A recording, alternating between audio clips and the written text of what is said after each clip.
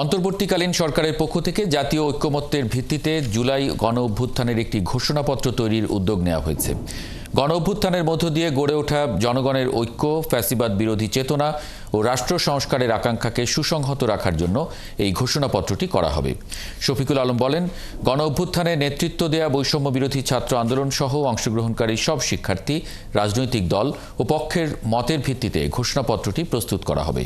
সোমবার রাষ্ট্রীয় অতিথি ভবন যমুনার সামনে এক ব্রিফিংয়ে এসব কথা জানান প্রধান উপদেষ্টার প্রেস সচিব শফিকুল আলম।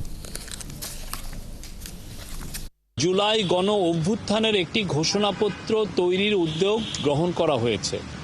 জুলাই গণ অভ্যুত্থানের মধ্য দিয়ে গড়ে ওঠা জনগণের ঐক্য, ফ্যাসিবাদ বিরোধী চেতনা ও রাষ্ট্র সংস্কারের আকাঙ্ক্ষাকে সুসংহত রাখার জন্য এই ঘোষণাপত্রটি গৃহীত হবে।